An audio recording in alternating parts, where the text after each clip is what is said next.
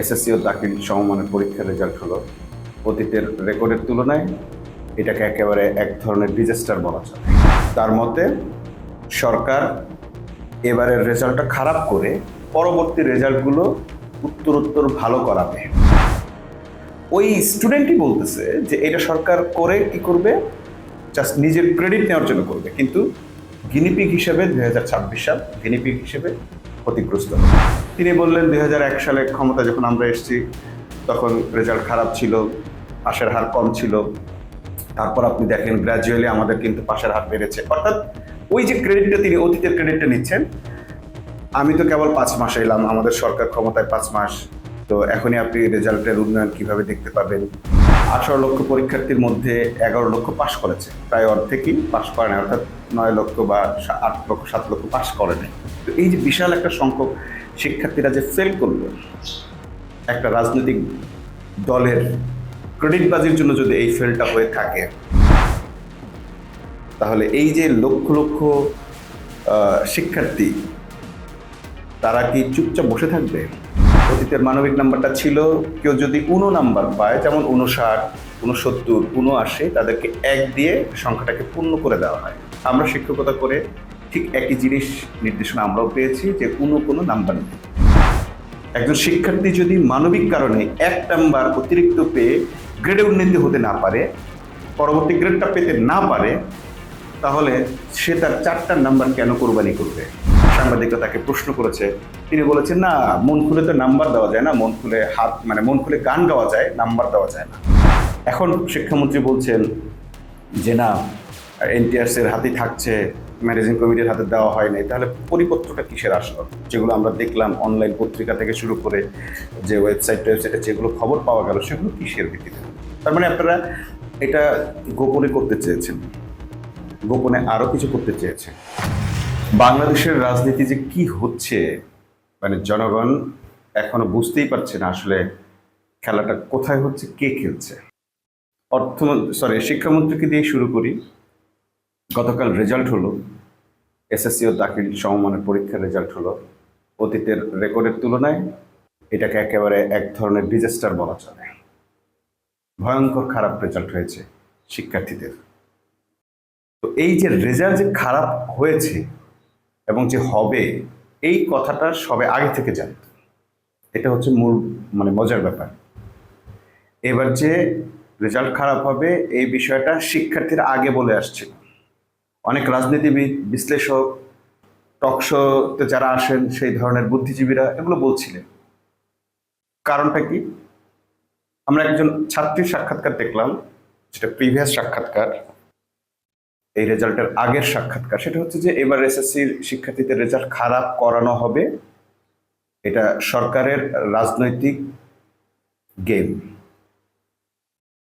তার মতে সরকার এবারের রেজাল্টটা খারাপ করে পরবর্তী রেজাল্টগুলো উত্তরোত্তর ভালো করাবে। কারণ সরকার দেখাতে চায় যে তার শাসনামলের আগে শিক্ষা ব্যবস্থা এমন ছিল, এতটা খারাপ ছিল যে তখন শিক্ষার্থীদের রেজাল্ট খারাপ হতো এবং তারা আসার পর শিক্ষা ব্যবস্থার উন্নয়ন ঘটিয়েছে এবং যার ফলে শিক্ষার্থীরা ভালো রেজাল্ট করতে শুরু করেছে। ওই স্টুডেন্টই বলতেছে যে এটা সরকার করে কি করবে, জাস্ট নিজের ক্রেডিট নেওয়ার জন্য করবে, কিন্তু গিনিপিগ হিসেবে 2026 সাল গিনিপিগ হিসেবে ক্ষতিগ্রস্ত হলো। এই যে পূর্বের বক্তব্যটা, হুবহু বক্তব্যটা আমরা বর্তমান শিক্ষামন্ত্রীর কাছে রেজাল্টের পর দেখতে পেলাম। তিনি কি বললেন? তিনি বললেন 2001 সালে ক্ষমতা যখন আমরা এসেছি তখন রেজাল্ট খারাপ ছিল, পাশের হার কম ছিল, তারপর আপনি দেখেন গ্র্যাজুয়ালি আমাদের কিন্তু পাশের হার বেড়েছে। অর্থাৎ ওই যে ক্রেডিটটা তিনি অতীতের ক্রেডিটটা নিচ্ছেন, আমি তো কেবল 5 মাস এলাম, আমাদের সরকার ক্ষমতায় 5 মাস, তো এখনই আপনি রেজাল্টের উন্নয়ন কিভাবে দেখতে পাবেন, গ্রাজুয়ালি আপনি দেখতে পাবেন। অতীতের রেকর্ড দিয়ে আবার তিনি সেই কথাটাই বলছেন যে হ্যাঁ, সামনে থেকে আপনি দেখতে পাবেন যে স্টুডেন্টরা, শিক্ষার্থীরা ভালো রেজাল্ট করছে। অর্থাৎ ওই যে শিক্ষার্থীরা বলল যে সরকার তার রাজনৈতিক গেমের অংশ হিসেবে এবার 2026 সালের শিক্ষার্থীদেরকে গিনিপিগ বানাচ্ছে, ঠিক সেম কথাটার প্রমাণ আমরা শিক্ষামন্ত্রীর বক্তব্য পেলাম। প্রশ্ন হচ্ছে, এই যে প্রায় অর্ধেক শিক্ষার্থী, সব মিলে 62% পাস করেছে, তো তো আমরা দেখতে পাচ্ছি যে মোটামুটি 18 লক্ষ পরীক্ষার্থীর মধ্যে 11 লক্ষ পাশ করেছে, প্রায় অর্ধেকই পাশ করে নাই, অর্থাৎ 9 লক্ষ বা 8 লক্ষ 7 লক্ষ পাশ করে নাই। তো এই যে বিশাল একটা সংখ্যক শিক্ষার্থীরা যে ফেল করলো, একটা রাজনৈতিক দলের ক্রেডিটবাজির জন্য যদি এই ফেলটা হয়ে থাকে, তাহলে এই যে লক্ষ লক্ষ শিক্ষার্থী, তারা কি চুপচাপ বসে থাকবে? এর পরের খেলাটা দেখেন। শিক্ষামন্ত্রী বোঝাতে চেয়েছেন যে অতীতে যে মানবিক নাম্বারটা দেয়া হতো সেটা তিনি জানতেনই না। অতীতের মানবিক নাম্বারটা কি ছিল? অতীতের মানবিক নাম্বারটা ছিল, কেউ যদি 19 নাম্বার পায়, যেমন 59, 69, 79, তাদেরকে 1 দিয়ে সংখ্যাটাকে পূর্ণ করে দেওয়া হয়। আমরা শিক্ষকতা করে ঠিক একই জিনিস নির্দেশনা আমরাও পেয়েছি, যে কোনো নাম্বার নেই, 1 নাম্বার যোগ করে তাকে গ্রেড ধরে দিতে হবে। যেহেতু এটা গ্রেডিং, এখানে 19 নাম্বারের কোনো ভ্যালু নেই। খেয়াল করতে হবে বিষয়টা। একটা হচ্ছে গ্রেড, আপনার 5 নাম্বারেরই কোনো ভ্যালু নেই। আপনি 61 থেকে 69 64 পর্যন্ত পেয়েছেন, এই যে নাম্বারটা পেয়েছেন, আপনার এই নাম্বারের 4 নাম্বারের কোনো ভ্যালু নাই। কেন ভ্যালু নেই? কারণ আপনি তো গ্রেড পাচ্ছেন, আপনার এই পুরো নাম্বারটাকে একটা গ্রেড হিসেবে ধরা হচ্ছে। কিন্তু শিক্ষামন্ত্রী যে পর্যায়ে শিক্ষা ব্যবস্থাকে রেখে গিয়েছিলেন, তখন কিন্তু গ্রেড ছিল না। এই শিক্ষামন্ত্রী অতীতে যখন শিক্ষা প্রতিমন্ত্রী ছিলেন, 2001-এর বারবার তিনি উদাহরণ টানেন, তো তখন কিন্তু গ্রেড ছিল না। যখন গ্রেড আসছে, তখন আপনাকে মানবিক নয়, আপনার যৌক্তিক কারণেই আপনাকে 19 নাম্বারগুলো বাদ দিতে হবে। কেন বাদ দিতে হবে? কারণ যাতে সে একটা গ্রেড ধরতে পারে। 5টা নাম্বার যে পাচ্ছে, তার 5 জনের তো একই গ্রেড থাকতে পারে না। 5 নাম্বারের যদি কোনো ভ্যালু আপনি দিতে না পারেন, আপনার কাছে যদি 1 নাম্বার দেওয়াটাকে অন্যায় মনে হয়, মানবিক হয়ে যায় যে না এটা দেওয়া যাবে না, তাহলে আপনি 4টা নাম্বার তার কেন কেড়ে নিচ্ছেন? একটা গ্রেডের মধ্যে যে নাম্বারটা থাকে, সেই গ্রেডটাকে আপনি পুরো, তাহলে প্রতি নাম্বারে গ্রেড করেন। এখন যে 61 পাচ্ছে এবং যে 64 পাচ্ছে, তাদের দুজনের মর্যাদা সমান, দুজনের গ্রেড সমান। একজন শিক্ষার্থী যদি মানবিক কারণে 1 নাম্বার অতিরিক্ত পেয়ে গ্রেডে উন্নীত হতে না পারে, পরবর্তী গ্রেডটা পেতে না পারে, তাহলে সে তার 4টা নাম্বার কেন কোরবানি করবে? এটা হচ্ছে আমার প্রশ্ন। শিক্ষামন্ত্রীর বারবার যে কথাগুলো থেকে আমরা জানতে পারি, সেটা হচ্ছে যে তিনি শিক্ষা ব্যবস্থাকে এমনভাবে টাইট দিতে চান বা এমনভাবে কঠোর হতে চান যেন মেধাবীরা বের হয়ে আসে। Good, very good. আমরা ধরে নিচ্ছি এবারের যারা পাশ করেছে তারা মেধাবী, যেহেতু তাদেরকে কোনো মানবিক নাম্বার দেওয়া হয় নাই, অতীতের মতো কোনো ছাড় দিয়ে নাম্বার খাতা দেখা হয় নাই। যেমন সাংবাদিকরা তাকে প্রশ্ন করেছে, তিনি বলেছেন না, মন খুলে তো নাম্বার দেওয়া যায় না, মন খুলে মন খুলে গান গাওয়া যায়, নাম্বার দেওয়া যায় না। ঠিক আছে, মন খুলে নাম্বার দেন নাই, কিন্তু গত 15 বছর যাদেরকে মন খুলে নাম্বার দেওয়া হলো, এই স্টুডেন্টরা সেই 15 বছরের শিক্ষার্থীদের সামনে কিভাবে দাঁড়াবে? ওই 15 বছর শিক্ষার্থীদের যে মন খুলে নাম্বার দেওয়া হলো, অন্য সিস্টেমে নাম্বার দেওয়া হলো, হাত খুলে নাম্বার দেওয়া হলো, আপনি কি সেই সার্টিফিকেটগুলোকে লিখে দিবেন হাত খুলে নাম্বার দেওয়া? বা তাদেরকে কি ডিগ্রেড করবেন না তো। তাহলে হঠাৎ করে আপনি এসে যে নতুন একটা নাম্বারিং সিস্টেমটা যে করলেন, মানে আগে ছাড় দিলেন এখন দিলেন না, তো এটা তো সরকার পরিবর্তনের কারণে আপনাদের নীতি পরিবর্তন হয়েছে। কিন্তু শিক্ষার্থীরা, তারা যে A+ পেয়েছে, সেই ওই সময়ের A+, এই সময়ের A+, সারা জীবন শুধু তারা দাবি করবে আরে আমরা তো ওই সময়ের পাস, ওই সময়ের। এইটা নিয়ে তো আর হবে না। যখন তারা একই জায়গায় কোয়ালিফাইড হতে যাবে বা করবে, তখন কিন্তু আর সাল টাল এগুলো আসলে কোনো ভ্যারি করবে না। অর্থাৎ এই যে শিক্ষার্থীদের নিয়ে যে খেলাটা চলে, এই খেলায় কেউ কেউ গিনিপিগ হচ্ছে, কেউ কেউ ভিকটিম হচ্ছে। রাষ্ট্রের কর্তা ব্যক্তিদের উচিত নয় এইরকম জায়গায় বসে নিজের ইগোকে চরিতার্থ করার জন্য অন্যকে ভিকটিমাইজ করা। ওকে, আমরা ধরে নিলাম এবার মেধাবীরা বের হচ্ছে। তো মেধাবীরা বের হয়ে করবে এটা কি? আপনি তো প্রত্যেকটা জায়গা থেকে মেধাবীদের চাকরির জায়গাটা সংকীর্ণ করে আনতেছেন। যেই মেধা না কোটা না মেধা স্লোগান দিয়ে একটা বিপ্লব হয়ে গেল, আপনারা ক্ষমতায় আসলেন, সেই আপনারাই এসে মেধাবীদের চাকরিতে কোথাও জায়গা সুযোগ করে দিচ্ছেন না। BCS এর জন্য তারা ট্রাই করেছিল, যে BCS এর চাকরির জন্য তারা আন্দোলন করেছিল, সেই BCS এর সুযোগ সেখানে কতটুকু কি রাখবেন না রাখবেন আমরা জানি না, কিন্তু BCS ছাড়াই আপনারা কাউকে সচিব বানায় ফেলতেছেন, কাউকে ভিসি বানায় ফেলতেছেন, কাউকে ডিজি বানিয়ে ফেলতেছেন। অর্থাৎ সরকারি চাকরিগুলোতে আপনারা যাকে যেভাবে ইচ্ছা পদায়ন করতেছেন। শিক্ষার্থীদের দাবি ছিল, জেনজিদের দাবি ছিল, আন্দোলনকারীদের দাবি ছিল যেন নিয়োগ প্রক্রিয়ায় একটা আলাদা কমিটি গঠন হয়, সেখানে রাষ্ট্রের প্রধানমন্ত্রী বা রাষ্ট্রের প্রধানরা বা রাজনৈতিক ব্যক্তিরা যেন সেখানে সরাসরি প্রভাব বিস্তার করতে না পারে। জুলাই সনদের আলোকে সেখানে যে পদ্ধতিটা ছিল সেটা হচ্ছে যে সরকারি দল এবং বিরোধী দল এবং সাবেক বিচারপতি এদের মিলিয়ে একটা কমিটি হবে, নিয়োগ কমিটি, যাতে মেধাবীরা ঢুকতে পারে। আপনারা তো সেটা রাখলেন না, আপনারা তো সেটা বাতিল করে দিয়েছেন, আপনারা তো সেই জুলাই সনদ বাস্তবায়ন করলেন না, করছেন না। তাহলে আপনি যে এত টাইট দিয়ে যে মেধাবীদের বের করবেন, করবেনটা কে মেধাবীদেরকে দিয়ে? আলটিমেট কি রেজাল্ট? মেধাবীরা পাবেটা কি? এখন যে একটু রেজাল্ট নিয়ে একটু মনের সুখে মানে গান গাইতে পারতো, সেটুকু তো দিলেন না। আবার এদেরকে মেধাবী করে বের করবেন, বের করে আপনি চাকরি দিবেন কোথায়? বিসিএস দিলেন না, আপনি তো নিবন্ধনের চাকরিটারও গোলমাল অবস্থা করে ফেললেন। পত্রিকায় আসছে, আপনাদের নোটিশে লোকজন দেখাইছে যে এনটিআরসি এর হাত থেকে চলে যাচ্ছে কমিটির কাছে নিয়োগ ক্ষমতা। তো কমিটির কাছে ক্ষমতা গেলে নিয়োগ, আপনারা একটা কমিটি ধরার জন্য মানুষ হত্যা পর্যন্ত করেছেন। গাইবান্ধার সাঘাট একটা প্রাথমিক বিদ্যালয়ের কমিটি গঠন নিয়ে আপনার দলের লোকেরা মানে অতর্কিত হামলা করে দুইজন মানুষকে একত্রে হামলা করলেন। একজন সেদিনই মারা গেল, আরেকজন পরে 1-1.5 মাস পরে মারা গেল।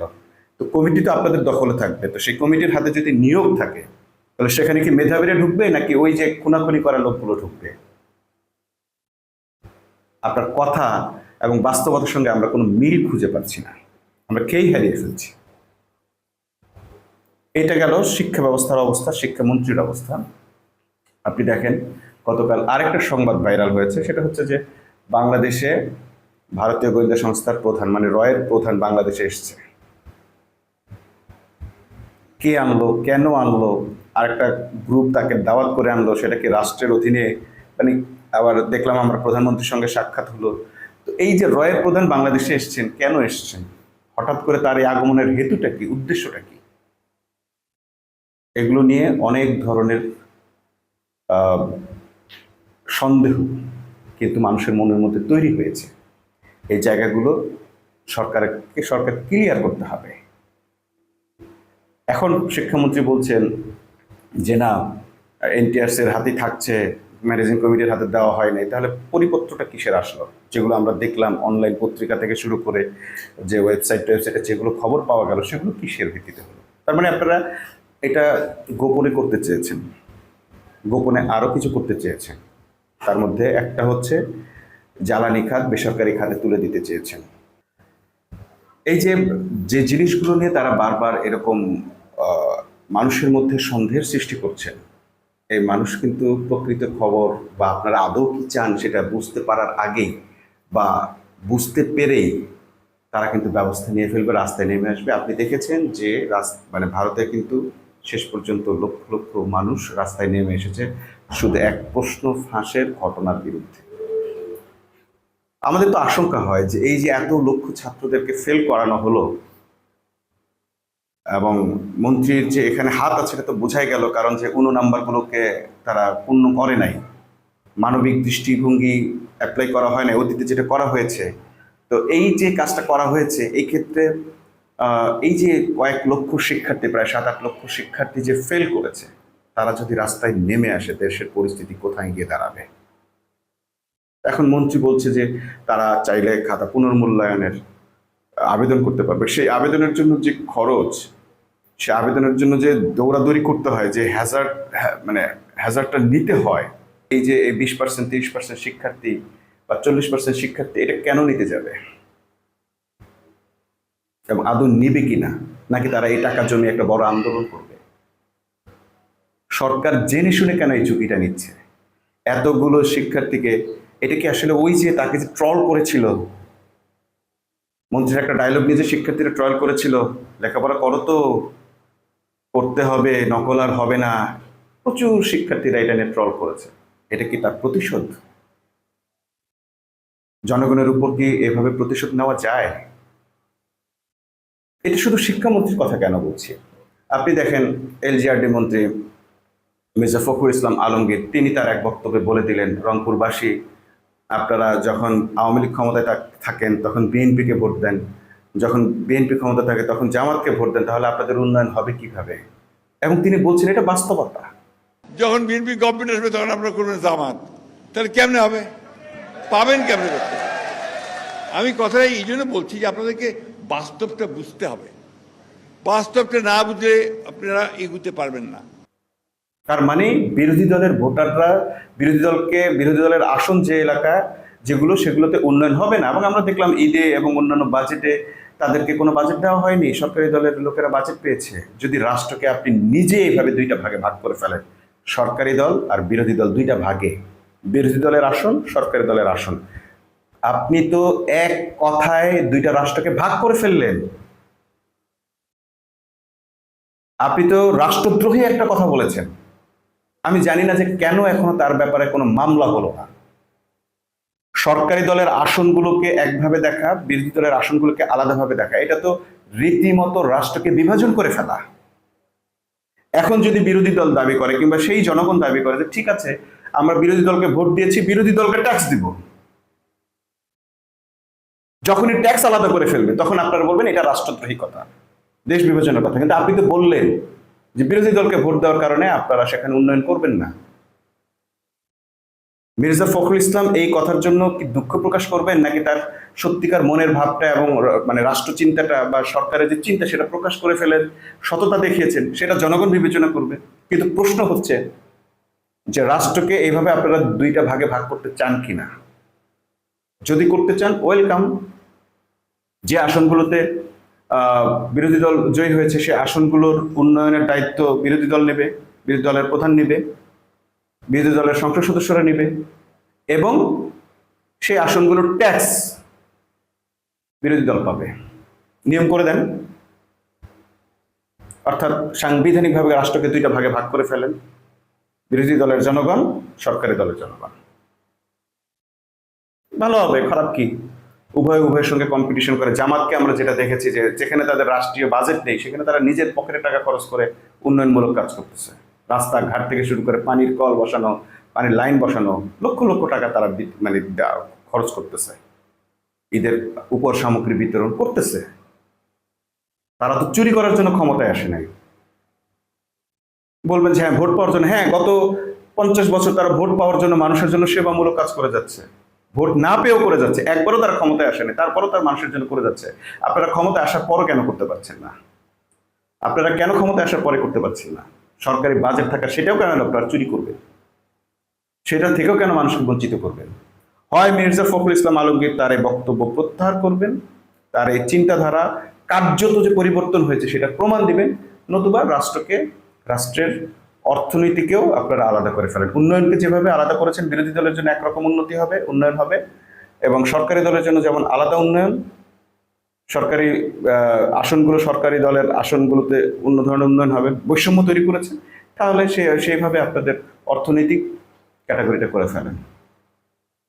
নতুবা জনগণ কিন্তু ধৈর্য ধারণ করবে না। জনগণ বেশি দিন ধৈর্য ধারণ করবে না। মির্জা ফখরুলের ওই বক্তব্যের আলোকে ডাক্তার শফিকুর রহমান স্পষ্ট বলে দিয়েছেন, কারো বাপের টাকায় উন্নয়ন হয় না, সরকার কারো নিজের বাপের টাকায় এটা উন্নয়ন করে না। তিনি রংপুরবাসীকে একটু মনের খেদ ঝেড়েছেন, বলেছেন আপনারা পিছিয়ে থাকবেন কারণ আপনারা জামাত আর জাতীয় পার্টিকে আপনারা ভোট দেন। আমি কারে ভোট দিব না দিব এটা কি বিএনপি ঠিক করে দিবে? তাইলে একটা আইন পাশ করুন। বহু আইনই তো বেপরোয়া পাশ করছেন, ভালো আইনগুলাকে বিদায় দিয়েছেন। আরেকটা আইন পাশ করে ফেলেন যে আগামীতে বিএনপি ছাড়া আর কাউকে ভোট দেওয়া যাবে না। তখন জনগণ তাদের চূড়ান্ত সিদ্ধান্তটাও নিয়ে নেবে ইনশাআল্লাহ। রাষ্ট্রের উন্নয়ন কি কারো বাবার তহবিল থেকে হচ্ছে? এটা জনগণের ট্যাক্সের টাকায় হয়। ওনারা করবেন না, কালকে এসে জানাই দিয়ে গেছেন। ভোট কেন দিলেন আপনারা আমাদেরকে? ভোটের অধিকারের উপর নির্লজ্জ হস্তক্ষেপের নাম গণতন্ত্র হতে পারে না। বয়স অনেক হয়েছে আমার এই বন্ধু, আমি অনুরোধ করব আপনার বক্তব্য প্রত্যাহার করে আপনি রংপুরবাসীর কাছে দুঃখ প্রকাশ করেন। জনগণের টাকায় করে, তার মানে আমি যে ট্যাক্স দেই সেই টাকায় আপনি পর থেকে আপনি রাজস্ব থেকেই কিন্তু দেশের উন্নয়ন করেন। অতএব আপনাকে উন্নয়ন চিন্তাটা অবশ্যই সকলের জন্য সমান হইতে হবে, এটা সাংবিধানিক বাধ্যবাধকতা। যাদের এই দৃষ্টিভঙ্গি নেই তারা শপথ লঙ্ঘন করেছেন। এই কথার মধ্য দিয়ে অনুরাগ বিরাগের বশবর্তী হয়ে কোনো কাজ করবেন না। এই শপথ নেওয়ার পর মির্জা ফখরুল ইসলাম আলমগীর যে বক্তব্যটা দিলেন মানুষের সামনে, লক্ষ লক্ষ মানুষ সাক্ষী, সেইটা পুরোপুরি তার শপথের লঙ্ঘন।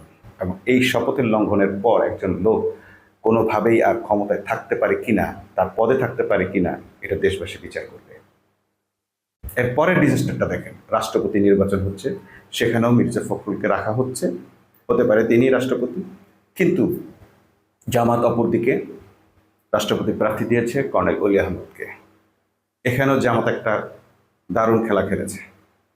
এমন একজনকে রাষ্ট্রপতি হিসেবে তারা মনোনয়ন দিয়েছে যিনি মুক্তিযুদ্ধে জিয়াউর রহমানের পাশাপাশি ছিলেন,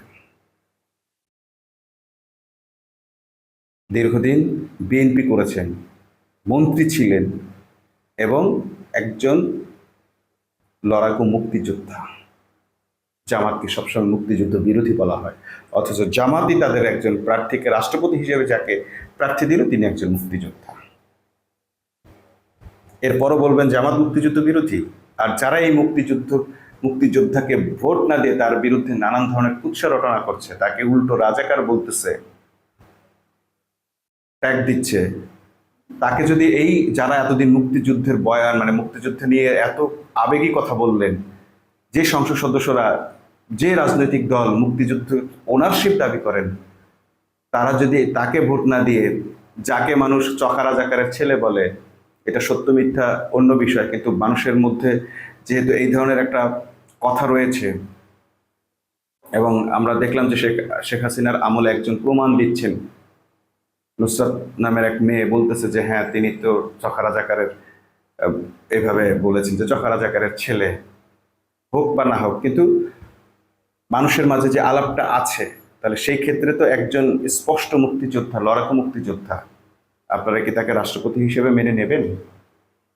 নাকি ওই মুক্তিযুদ্ধকে শুধু মানে জামাত বিরোধী রাজনৈতিক উদ্দেশ্য হাসিলের জন্য আপনারা এটা ব্যবহার করছেন? এই প্রশ্নটা এখন অনেক রাজনৈতিক বিশ্লেষকের। মাসুদ কামাল স্পষ্টই বলে দিয়েছেন যে এটা আসলে তাদের রাজনীতি ছাড়া আর কিছুই না। মুক্তিযুদ্ধের নিয়ে মানুষ মানে মুক্তিযুদ্ধের চেতনা আসলে তাদের কাজে কামে কোথাও নাই। আমরা দেখলাম যে যখনই মানুষ অপকর্ম করে তখনই তাকে মুক্তিযোদ্ধা মানে মুক্তিযুদ্ধকে তারা ঢাল হিসেবে ব্যবহার করে। এই যে জনগণের সঙ্গে আপনারা একের পর এক প্রতারণা করে যাচ্ছেন, আপনারা দ্বিচারিতা করে যাচ্ছেন, এর পরিণতি কি হবে? শুধু এইটুকু চিন্তা করার আহ্বান জানিয়ে আজকের মতো শেষ করছি। আল্লাহ হাফেজ।